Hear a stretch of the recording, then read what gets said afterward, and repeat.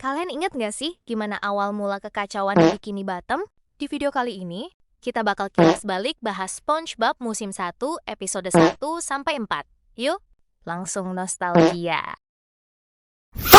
SpongeBob perjuangan mendapatkan pekerjaan impiannya sebagai koki di Krusty Krab. Didukung sahabatnya, Patrick, SpongeBob dengan penuh semangat mendatangi restoran tersebut. Namun, Tuan Krabs dan Squidward meragukan kemampuannya.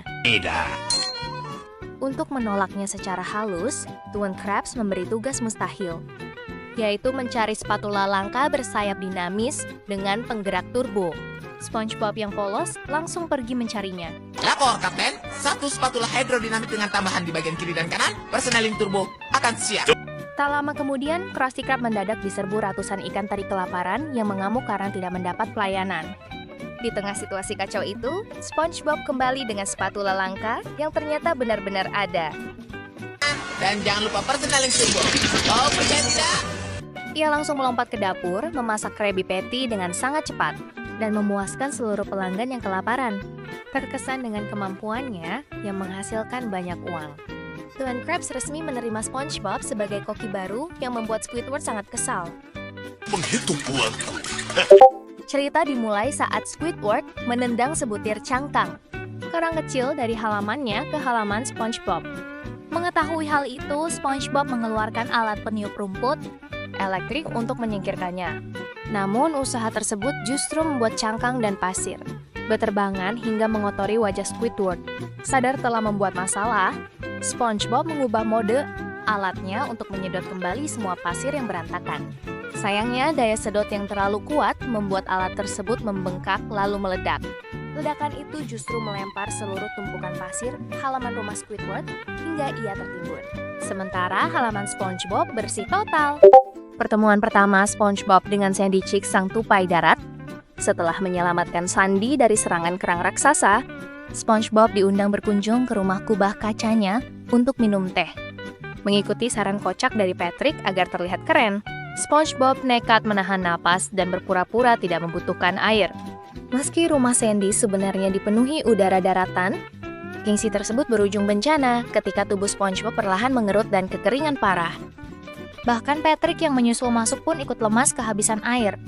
Beruntung, Sandy cepat menyadari kondisi mereka dan langsung memasangkan helm berisi air ke kepala keduanya. Setelah bernapas lega, SpongeBob akhirnya jujur tentang kebutuhannya. Keseruan SpongeBob yang membangun sebuah stand gelembung sabun seharga 25 sen di halaman rumahnya. Bersama Patrick, ia memamerkan teknik khusus yang dipenuhi gerakan tubuh konyol. Mulai dari berputar, meliupkan badan, hingga berjinjit demi menciptakan berbagai bentuk gelembung unik. Aksi heboh mereka ini lantas mengganggu Squidward yang sedang berusaha menikmati permainan klarinetnya. Squidward yang awalnya meremehkan dan menganggap permainan itu kekanak-kanakan, dituntun oleh gengsi tinggi dan rasa emosi karena sempat gagal. Lalu meniup sekuat tenaga hingga berhasil menciptakan gelembung raksasa. Lalu meledak dahsyat hingga menghancurkan kediaman. Jenih. SpongeBob yang mencoba mengesankan Sandy di pantai Goo Lagoon, tetapi merasa tersaingi oleh Larry si kepiting. Saat berusaha mengangkat beban berat, celana SpongeBob mendadak sobek.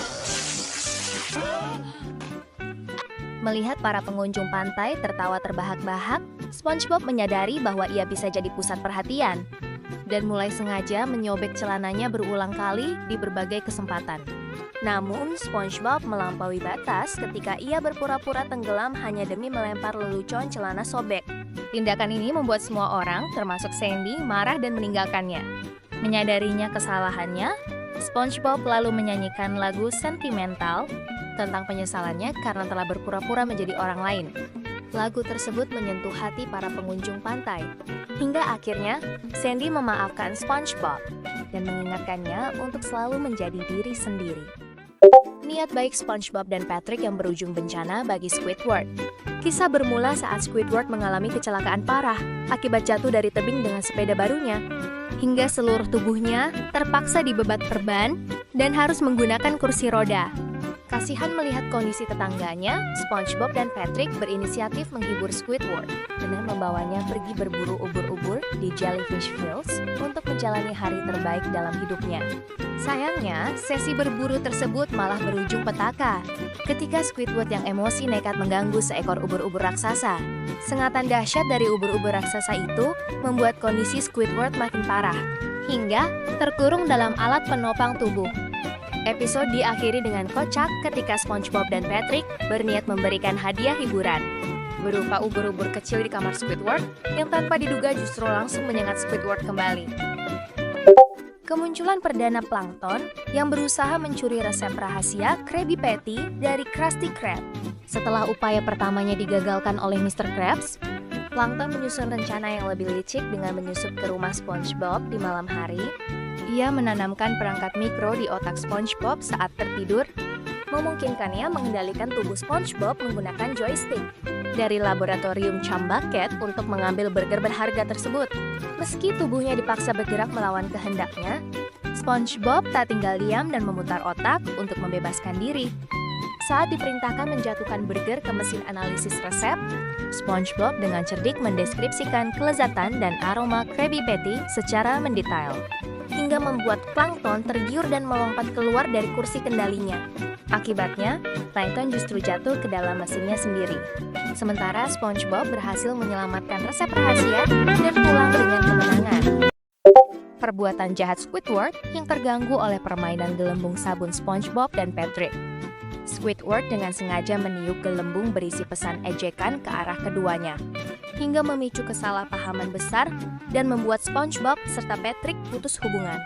Namun, kekacauan justru bermula ketika kedua sahabat yang kesepian itu bersaing ketat, merebut perhatian Squidward untuk dijadikan teman baru, hingga membuat hidup Squidward tak tenang karena terus-menerus diganggu. Karena tak tahan lagi diperebutkan, Squidward akhirnya menggelar pesta di rumahnya untuk memancing mereka berbaikan. Rencananya berhasil dan membuat SpongeBob serta Patrick menyadari betapa berharganya persahabatan mereka kembali. Sayangnya, selebrasi reuni yang terlalu bersemangat dari SpongeBob dan Patrick justru berujung bencana yang meruntuhkan rumah Squidward hingga rata dengan tanah, meninggalkan Squidward yang terduduk pasrah di atas reruntuhan. SpongeBob berjuang keras mendapatkan SIM. Setelah terus-menerus panik dan gagal puluhan kali saat ujian mengemudi bersama Mrs. Puff. Melihat sahabatnya yang frustrasi, Patrick menawarkan bantuan dengan memasang walkie-talkie rahasia di dalam topi SpongeBob, sehingga Patrick bisa memandunya menyetir dari jauh tanpa ketahuan. Strategi ini awalnya berjalan sempurna. Bahkan, SpongeBob bisa mengemudi bagaikan profesional hingga membuat Mrs. Puff terkagum-kagum. Namun, saat Mrs. Puff secara tidak sengaja bercanda tentang antena di balik topi, SpongeBob mendadak merasa sangat bersalah karena berbuat curang. Rasa paniknya kembali kumat. Mobil yang ia kendarai hilang kendali dan menabrak hancur. Hingga akhirnya SpongeBob gagal ujian lagi untuk sekian kalinya.